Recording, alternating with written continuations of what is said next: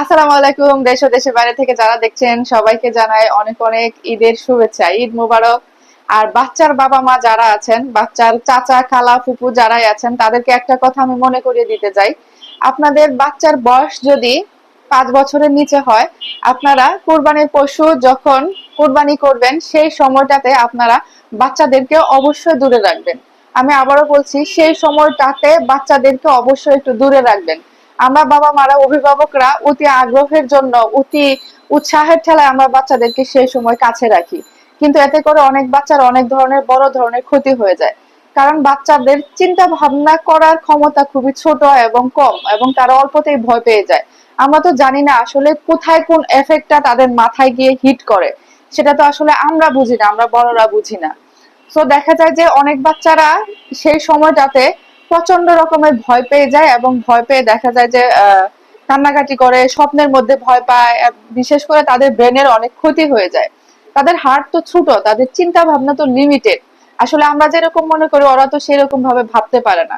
সেজন্য আর কি এমন অনেক বাচ্চারাই আছে যারা এসব দেখে ভয় এবং ট্রমার মধ্যে দীর্ঘদিন দীর্ঘদিন এই ট্রমার মধ্যে থাকে। আমার চাচাতো বোন একটা 12 বছর ধরে অসুস্থ।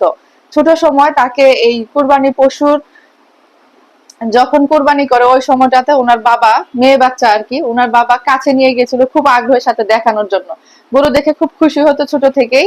তো ওই কোরবানি করার সময় যখন নিয়ে গিয়ে পাশে নিয়ে দাঁড়াইছিল,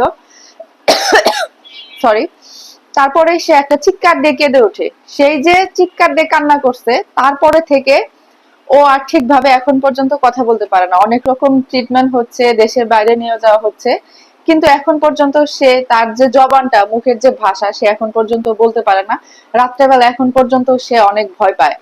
সেটা আমার বাস্তব অভিজ্ঞতা থেকে আপনাদের সাথে শেয়ার করলাম। আপনাদের যদি নিজের বাচ্চা বা ভাস্তে ভাস্তে আছে, ভাগ্নি আছে, যাই আছে, ছোট বাচ্চারা যারাই আছেন, অতি আগ্রহের ঠেলায় আপনারা ওই কুরবানির পশুর কাছে নিয়ে যাবেন না।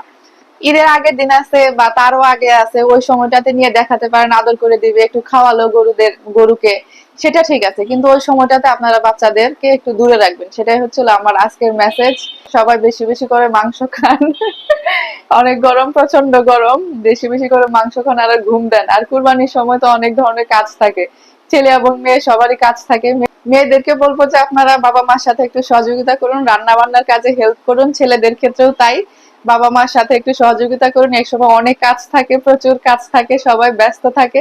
সবাই একটু যদি হাত লাগান তাহলে কিন্তু অনেক তাড়াতাড়ি কাজগুলো হয়ে যায়।